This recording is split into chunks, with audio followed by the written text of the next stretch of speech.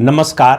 आपका अखबार के इस अंक में आपका स्वागत है। मैं हूं प्रदीप सिंह। जम्मू कश्मीर की विधानसभा में एक प्रस्ताव आया। एक प्रस्ताव रखा किसने? पीडीपी के विधायक वहीदुर रहमान पारा ने। मांग क्या थी और उसका पीडीपी के विधायकों ने समर्थन किया?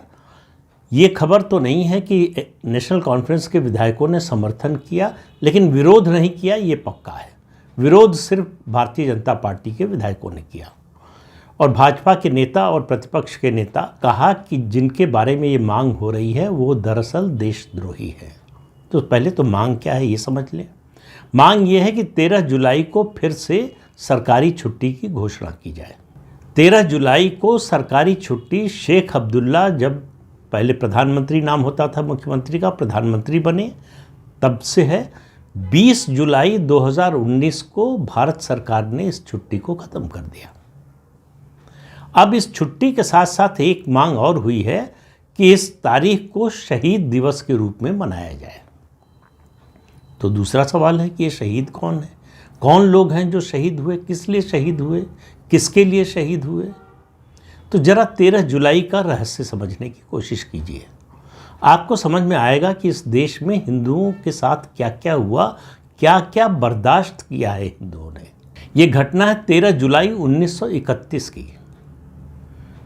उस समय जम्मू कश्मीर के महाराजा थे, महाराजा हरि सिंह, उनका राज था। तब जम्मू कश्मीर जो आज दिखाई दे रहा है उतना नहीं था। ये पीओके का हिस्सा तो था ही, गिलगिट बाल्टिस्तान भी था, मुजफ्फराबाद था, लद्दाख था, मीरपुर, अक्साई चिन और शाक्स वैली का घाटी का एक बड़ा हिस्सा था। ये था उस समय का जम्मू कश्मीर, जिसके राजा थे हरि सिंह।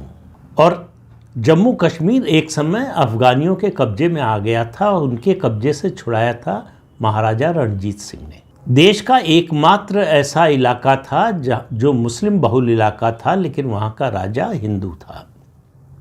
ये बात मुसलमानों को बिल्कुल पसंद नहीं थी। तो 13 जुलाई को क्या हुआ ये बताऊं, उससे पहले 13 जुलाई से पहले क्या हुआ ये जानना ज़रूरी है। इस इलाके की स्ट्रेटेजिक इम्पोर्टेंस को देखते हुए अंग्रेज़ नहीं चाहते थे कि ये हिस्सा भारत के साथ रहे या राजा हरि सिंह के पास भी रहे।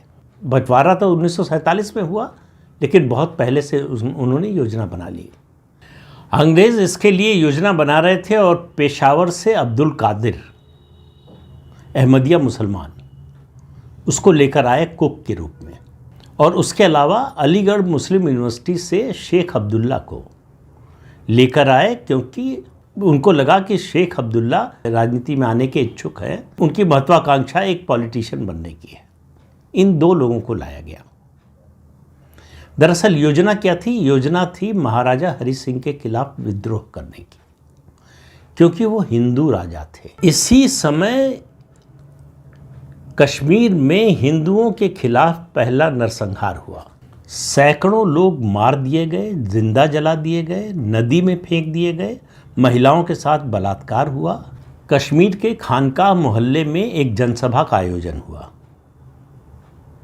और इस जनसभा में और लोगों के अलावा 2 लोगों की तकरीर हुई, भाषण हुए, शेख अब्दुल्ला और अब्दुल कादिर की। अब्दुल कादिर ने भड़काऊ भाषण दिया और सीधे सीधे ऐलान किया कि महाराजा के खिलाफ विद्रोह करना है, और इसके लिए विद्रोह करने के लिए कुरान का हवाला दिया गया। कुरान के नाम पर लोगों से अपील की गई। शेख अब्दुल्ला ने कहा कि कोई काफिर मुसलमानों का राजा कैसे हो सकता है? इस्लाम और कुरान इसकी इजाज़त कभी नहीं दे सकते। और इसके अलावा क्या अपील हुई? अपील हुई गोहत्या की। और उसके बाद दंगा शुरू हो गया। 31 मंदिर और गुरुद्वारे जला दिए गए, तोड़ दिए गए। 600 लोगों के धर्म परिवर्तन का अकाउंट ये ब्रिटिश राइटर्स का है। फिर इसके बाद ये 13 जुलाई की घटना की बात कर रहा हूँ मैं। 18 जनवरी 1932 को हिंदुओं के 50 गांवों पर हमला हुआ। 300 घर या तो लूट लिए गए या जला दिए गए। सेना को बुलाया गया, तब तक बहुत देर हो चुकी थी, बड़ा नुकसान हो चुका था। लेकिन 13 जुलाई की इस घटना के बाद जब दंगा शुरू हुआ तो अब्दुल कादिर और शेख अब्दुल्ला और उनके साथियों के खिलाफ राजद्रोह का मुकदमा दर्ज हुआ। मुसलमान फिर सड़क पर उतर आए। स्थिति ऐसी हो गई कि न्यायिक प्रक्रिया जेल से चलाई जा रही थी, जेल में मामले की सुनवाई हो रही थी, जेल से अदालत की कार्यवाही चल रही थी। मुसलमानों ने सेंट्रल जेल को घेर लिया और जबरन अंदर घुसने की कोशिश करने लगे, जजों के चैम्बर में घुसने की कोशिश करने लगे। पुलिस ने रोकने की कोशिश की, पुलिस पर पथराव हुआ। जब स्थिति काबू से बाहर हो गई तो आखिर में पुलिस को गोली चलानी पड़ी, 21 लोग मारे गए 13 जुलाई 1931 को। तो जो दंगाइयों ने किया वो सब पीछे हो गया। दंगाई पुलिस फायरिंग में मारे गए जो जिहादी थे, जो सिर्फ इसलिए विद्रोह कर रहे थे कि कश्मीर का राजा हिंदू है और मुस्लिम बहुल इलाके का शासक हिंदू कैसे हो सकता है। तो ये पहला विद्रोह था महाराजा हरि सिंह के खिलाफ, हिंदू राजा के खिलाफ। गलतफहमी में न रहिए कि राज्य लेने के लिए ये जो तमाम इतिहासकार और बुद्धिजीवी बताते हैं औरंगज़ेब का बचाव करने के लिए कि वो तो राज्य लेने के लिए, कब्जा करने के लिए इस तरह की लड़ाइयाँ उस समय होती रहती थी। ये सीधे सीधे हिंदू मुस्लिम मामला था। राजा हिंदू था इसलिए विद्रोह हुआ। वहीं हैदराबाद में निजाम का राज था, हैदराबाद हिंदू बहुल इलाका था, उसका शासक मुसलमान था, वहाँ कोई विरोध नहीं था। याद रखिए, एक्सेशन के बाद महाराजा हरि सिंह से जम्मू कश्मीर छोड़ने के लिए कहा गया, उनको दिल्ली भेज दिया गया। ये जवाहरलाल नेहरू की इच्छा के अनुसार हुआ और हैदराबाद का एक्सेशन, हैदराबाद को मिलाने के लिए भारत में सेना भेजनी पड़ी सरदार पटेल को, जवाहरलाल नेहरू की मर्जी के खिलाफ। बहुत लोग मारे गए, उस निज़ाम को वहीं रखा गया पूरे ऐशो आराम के साथ हैदराबाद में। ये भी हुआ नेहरू की इच्छा के मुताबिक। लेकिन हम लोग बात जम्मू कश्मीर की कर रहे थे। ये 13 जुलाई को जो जिहादी पुलिस फायरिंग में मारे गए, उनकी याद में शेख अब्दुल्ला की सरकार ने, जब 1948 में वो प्रधानमंत्री बने, उस समय आपको मालूम है कि जम्मू कश्मीर के मुख्यमंत्री को प्रधानमंत्री कहा जाता था, तब उन्होंने सरकारी छुट्टी की घोषणा की और यह सिलसिला 20 जुलाई 2019 तक चलता रहा। 20 जुलाई 2019 को राष्ट्रपति शासन के दौरान भारत सरकार ने ये छुट्टी रद्द कर दी। तब से ये छुट्टी बंद है। अब विधानसभा के चुनाव हो चुके हैं, अनुच्छेद 370-35 से ख़त्म हो चुका है। पीडीपी और नेशनल कॉन्फ्रेंस को अच्छी तरह से पता है कि 370 और 35A की बहाली नहीं हो सकती, तो उनके लिए लोगों को भड़काने के लिए कोई मुद्दा चाहिए।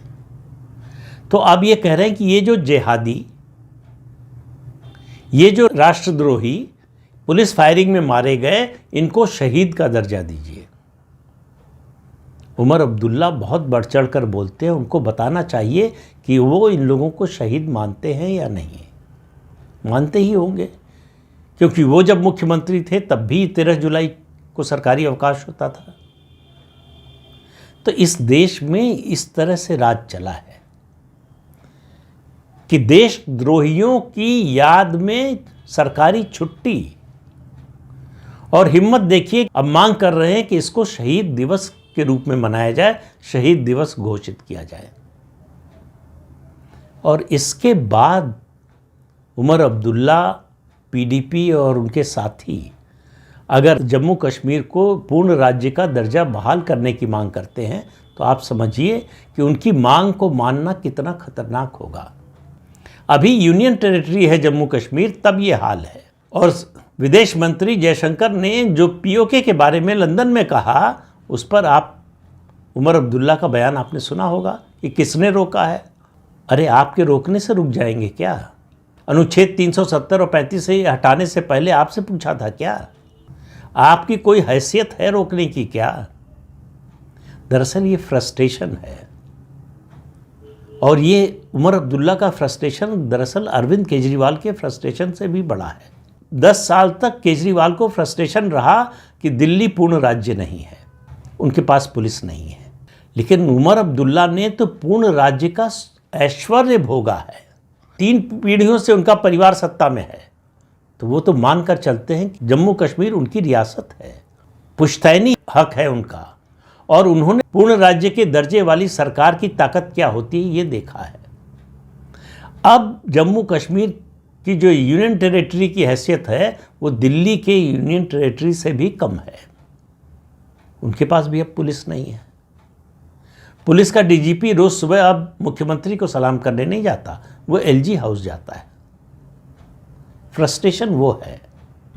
तो मांग कर रहे हैं पूर्ण राज्य की, और बहुत स्पष्ट शब्दों में गृह मंत्री अमित शाह ने कहा है कि जब तक जम्मू कश्मीर से आतंकवाद खत्म नहीं होता तब तक जम्मू कश्मीर को पूर्ण राज्य का दर्जा नहीं मिलेगा। प्रधानमंत्री भी आश्वासन दे चुके हैं कि पूर्ण राज्य का दर्जा मिलेगा, लेकिन सही समय पर। तो ये 13 जुलाई की छुट्टी का मुद्दा उठवाकर आप मानकर चलिए कि इसके पीछे नेशनल कॉन्फ्रेंस का भी हाथ है। नेशनल कॉन्फ्रेंस एक भावनात्मक रूप से एक नया मुद्दा उछालकर फिर जम्मू कश्मीर में स्थिति बिगाड़ना चाहती है, और उमर अब्दुल्ला स्थिति बिगाड़कर इसके जरिए केंद्र सरकार को ब्लैकमेल करने की कोशिश कर सकते हैं। उनका जरूर इरादा होगा, लेकिन उनको मालूम नहीं है कि उनका पाला किन लोगों से पड़ा है। ये मोदी सरकार है, ये किसी के ब्लैकमेल के, किसी के दबाव में नहीं आती। अरे ये सरकार तो अमेरिका और चीन के दबाव में नहीं आती। उमर अब्दुल्ला की क्या हैसियत है। लेकिन 13 जुलाई का सच आप बताइए कितने इतिहासकारों ने बताया। जिन लोगों ने इतिहास को विषय के रूप में पढ़ा है वो अपने आप से पूछें कि क्या उनको कभी ये पढ़ाया गया था कि 13 जुलाई को जम्मू कश्मीर में क्या हुआ था। इस तरह से इतिहास छिपाया गया, दबाया गया। इस तरह से हिंदुओं पर हुए अत्याचार को दबाया गया। पूरी कोशिश की गई कि यह सच्चाई सामने ना आने पाए, और मांग जिस तरह से की जा रही है कि जैसे आज़ादी के आंदोलन में इन जिहादियों की जान गई हो। ये देशद्रोही थे, देशद्रोह का मुकदमा चल रहा था। पुलिस एक्शन में मारे गए, पुलिस पर हमला कर रहे थे, न्यायपालिका पर हमला कर रहे थे, दंगा भड़का रहे थे, सैकड़ों हिंदुओं को मारा, मंदिर तोड़े, गुरुद्वारे तोड़े। और ऐसे लोगों के बचाव में अगर कोई पार्टी, कोई नेता खड़ा है तो उसकी मानसिकता का अंदाज़ा लगा लीजिए कि आज भी 1931, 2025, आप अंदाज़ा लगा लीजिए इन लगभग 96 सालों में वो मानसिकता नहीं बदली है। वो जिहादियों वाली मानसिकता अब भी जीवित है। अगर ऐसा नहीं होता तो इस तारीख की बात ही न करते। छुट्टी और शहीदी दिवस तो बहुत बड़ी बात है। कोशिश करते कि लोग भूले रहें तो अच्छा है। पीडीपी और नेशनल कॉन्फ्रेंस कभी 1990 की बात नहीं करती। कश्मीरी पंडितों के साथ जो कुछ हुआ, जो अन्याय हुआ, जो अत्याचार हुआ, जिस तरह से एथनिक क्लिंजिंग हुई उनकी, उसके बारे में नहीं बोलते। तो अगर उमर अब्दुल्ला को, मुफ्ती मोहम्मद सईद को और उनके साथियों को गलतफहमी है कि जम्मू कश्मीर में 13 जुलाई फिर से सरकारी अवकाश घोषित हो जाएगा, तो अपनी गलतफहमी दूर कर लें। इस सरकार के रहते तो कभी नहीं हो सकता, और ये सरकार बहुत जल्दी जाने वाली भी नहीं है। तो इस अंक में इतना ही। अगले अंक में फिर मिलेंगे किसी नए मुद्दे के साथ। तब तक के लिए अनुमति दीजिए। आपसे अनुरोध है कि चैनल देखिए, शेयर कीजिए, लाइक कीजिए और सब्सक्राइब जरूर कीजिए। नमस्कार।